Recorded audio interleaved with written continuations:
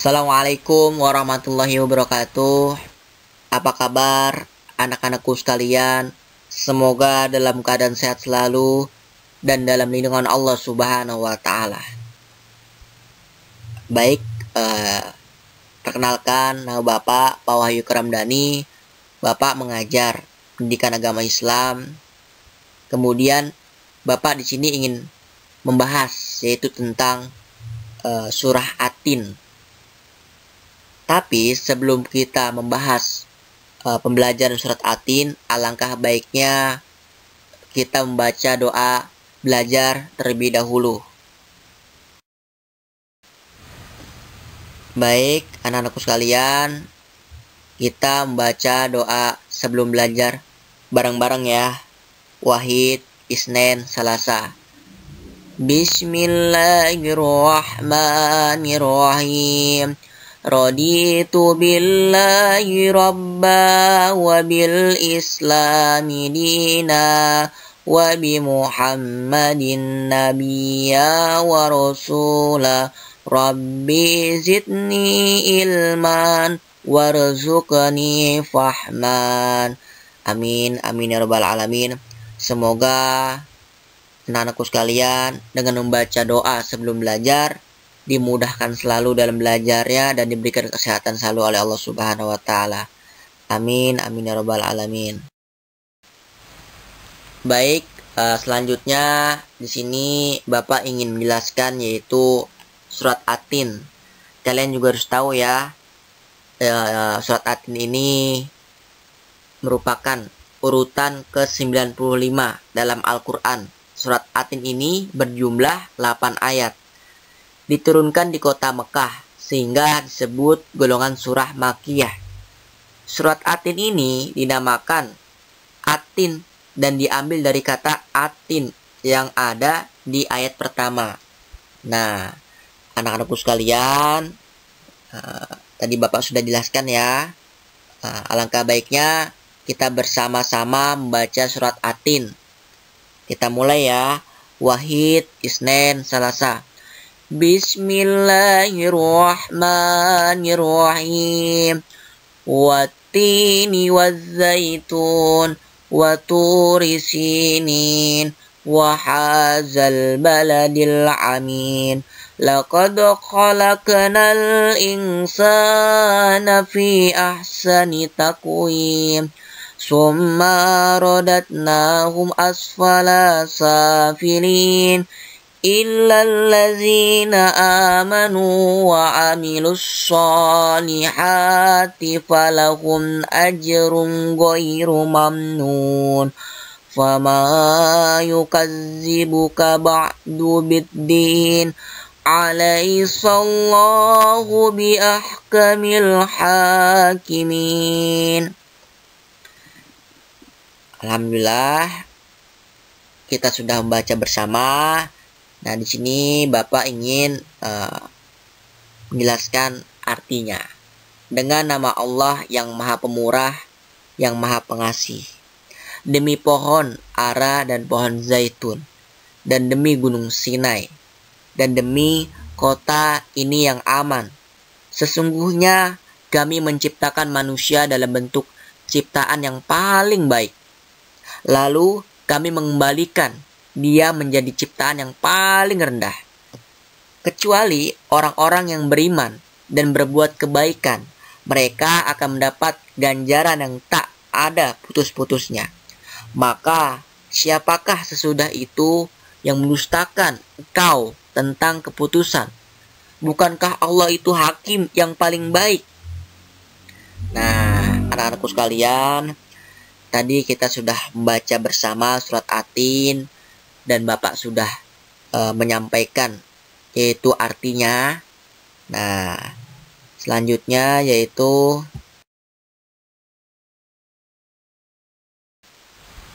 selanjutnya di sini Bapak ingin menyampaikan isi kandungan surah At-Tin. Anak-anakku sekalian juga harus tahu ya, apa saja kandungan surah At-Tin. Nah, ayat pertama yang berbunyi apa?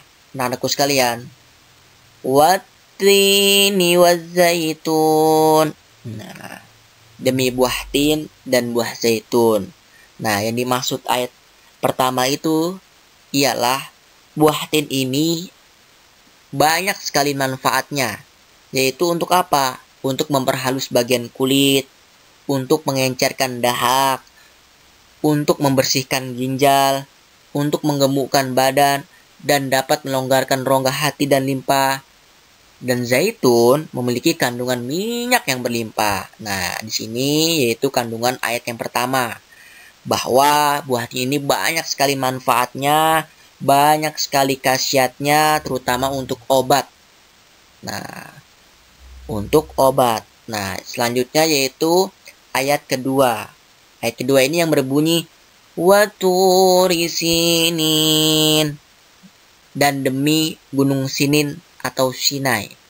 Nah, ayat tersebut menjelaskan bahwa gunung Sinai juga disebut Jabal Musa.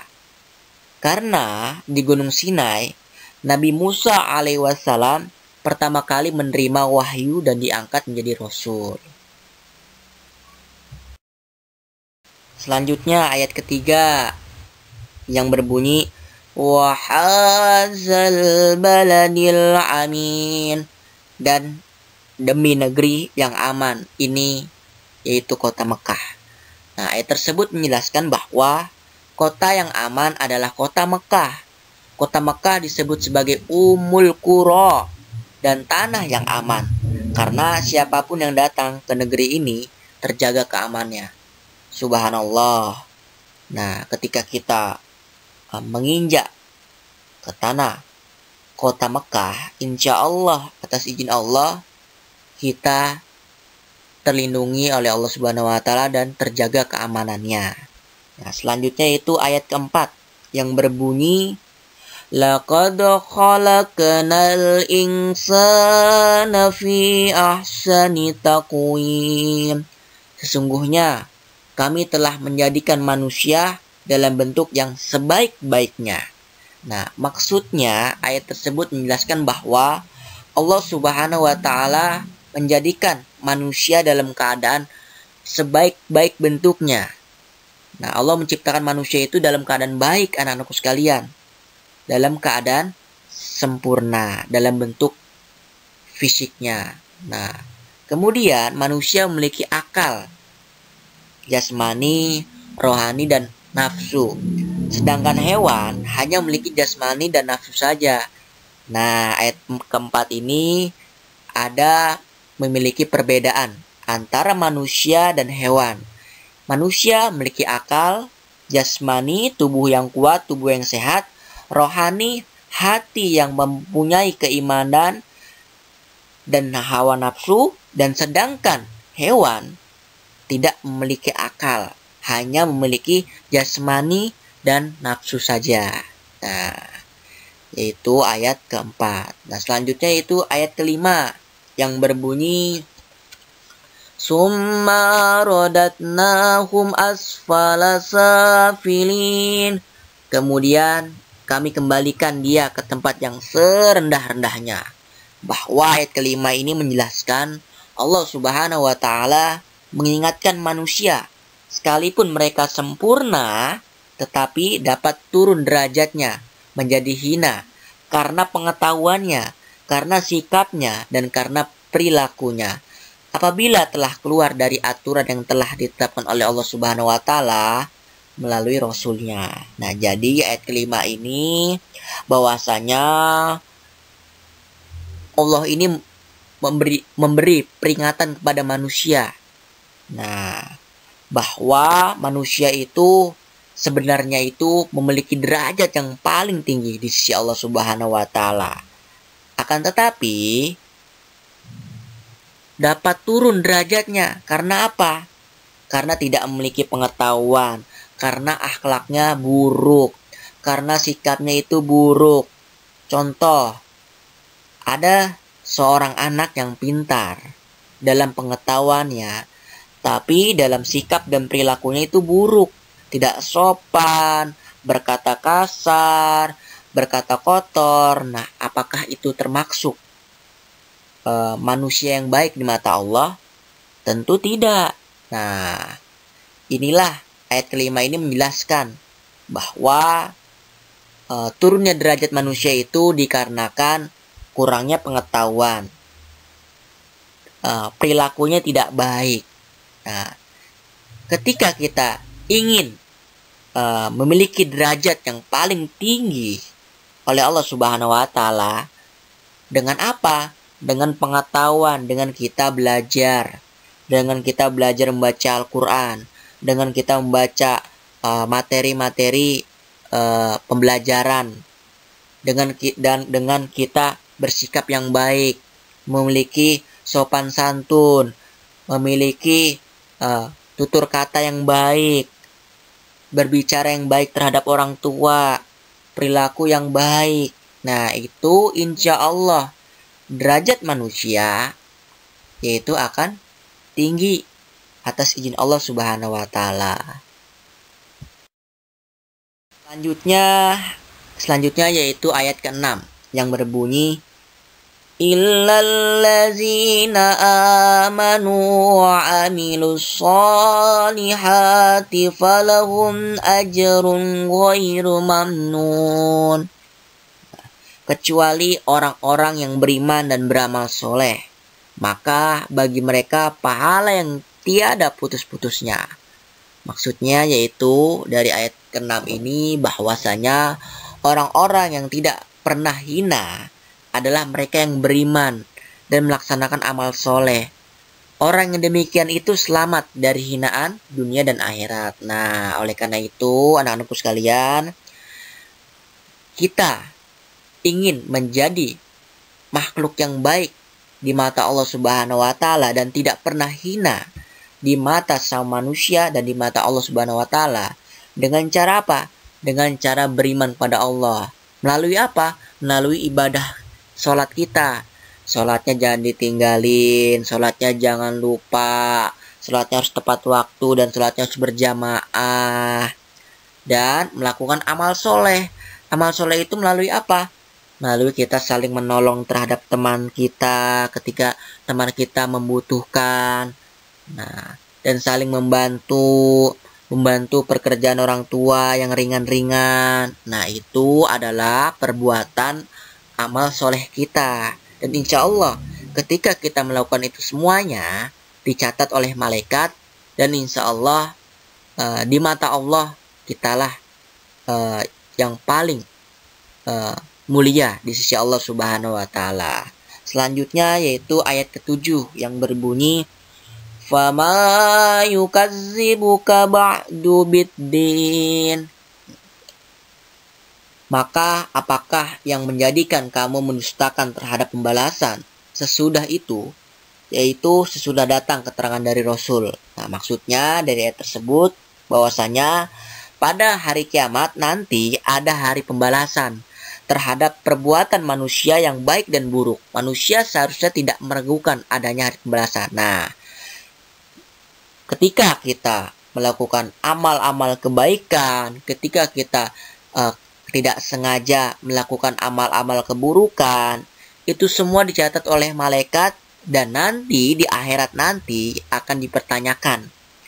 Nah, contohnya, kalian melakukan apa saja di dunia? Apakah melaksanakan sholat 5 waktunya? Apakah melaksanakan sholat dengan tepat waktunya? Apakah tidak lupa dengan sholat 5 waktunya? Itu akan dipertanyakan anak-anakku sekalian.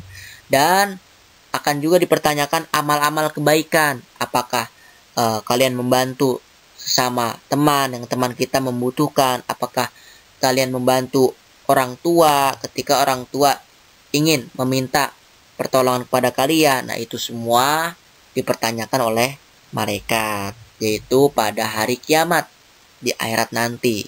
Nah, oleh karena itu anak-anakku sekalian, jangan lupa ibadahnya dan jangan lupa selalu melakukan hal-hal kebaikan. Nah, selanjutnya ayat ke-8 yang terakhir nih, yang berbunyi Alaihissallahu biahkamil hakimin. Bukankah Allah itu hakim yang paling adil? Nah, ayat tersebut menjelaskan bahwa Allah Subhanahu wa taala yang memberi keputusan atas segala persoalan.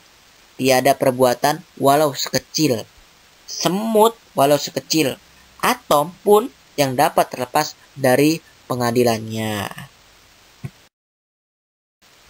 Alhamdulillah telah selesai ya pemaparan Pak Wahyu mengenai kandungan surat Atin. Nah, marilah sama-sama kita tutup belajar pada hari ini dengan doa penutup majelis. Bareng-bareng ya. Subhanakallahumma wa bihamdika ashhadu an la ilaha illa anta astaghfiruka wa atubu ilaih. Mungkin itu saja dari Bapak. Cukup sekian. Bila fisabil haq fastabiqul khairat. Assalamualaikum warahmatullahi wabarakatuh.